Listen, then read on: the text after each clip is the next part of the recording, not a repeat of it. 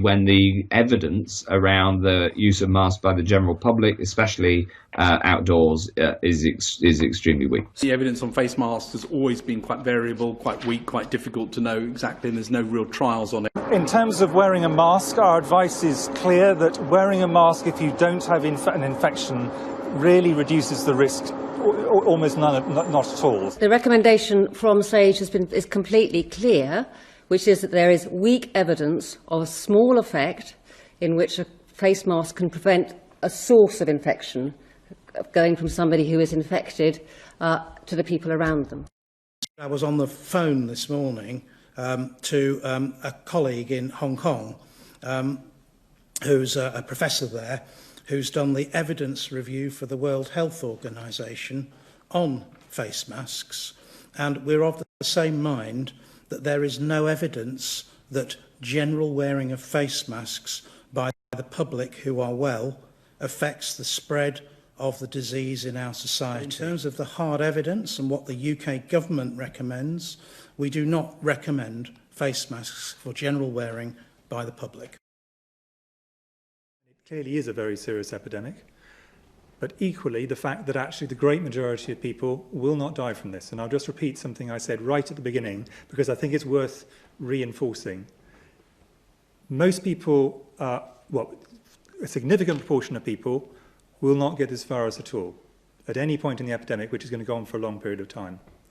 Of those who do, some of them will get the virus without even knowing it. They will have the virus with no symptoms at all, asymptomatic carriage, and we know that happens. Of those who get symptoms, the great majority, probably 80%, will have a mild or moderate disease. Might be bad enough for them to have to go to bed for a few days, not bad enough for them to have to go to the doctor. An unfortunate minority will have to go as far as hospital, but the majority of those will just need oxygen and will then leave hospital. And then a minority of those will end up having to go to severe and critical care, and some of those, sadly, will die.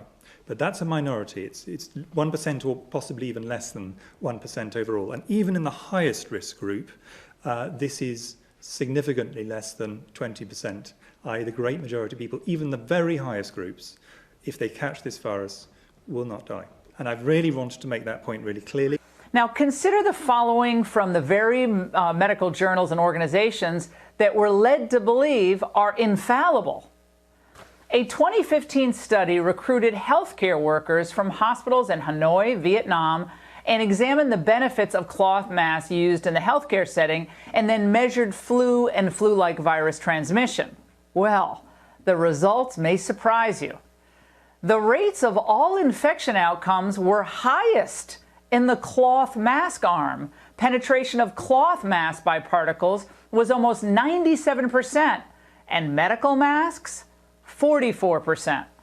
Now, this was a randomized controlled trial of more than 1,600 healthcare workers and had this stunning conclusion.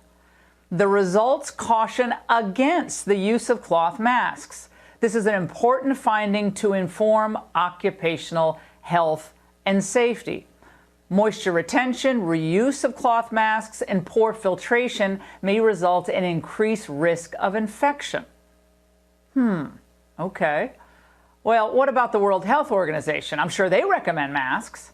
Well, just go to the WHO website, where they say there is limited evidence that wearing a medical mask by healthy individuals and households, in particular those who share a house with a sick person or among attendees of mass gatherings, may be beneficial as a measure of preventing transmission. At present, there is no direct evidence on the effectiveness of universal masking of healthy people in the community to prevent infection with respiratory viruses, including COVID-19. Then there's the gold standard itself, the CDC.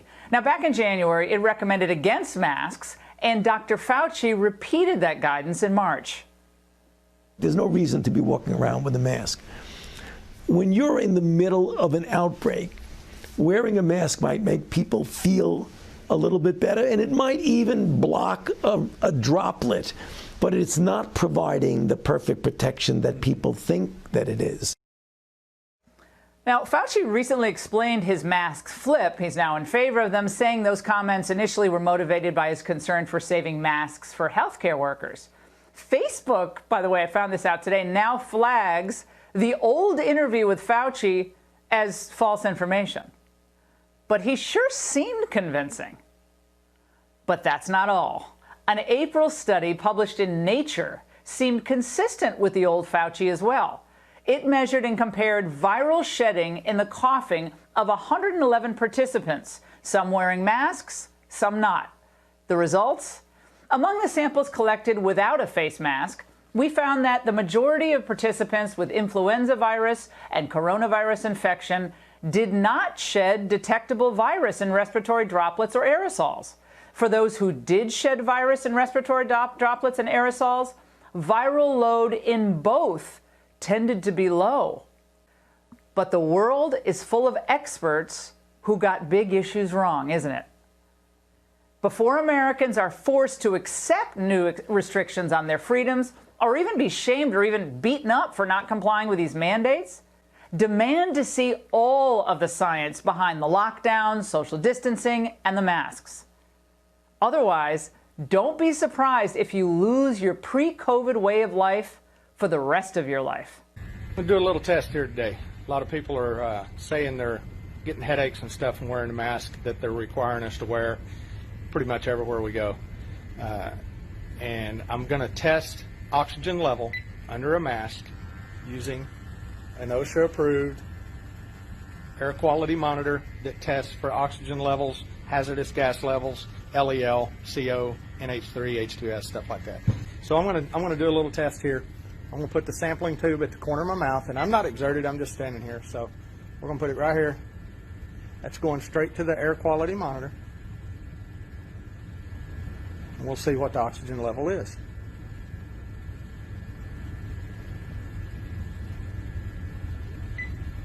So I've got 20.5. Okay, 20.6. That is the oxygen level without the mask. Now I'm going to set the camera down, put a mask on.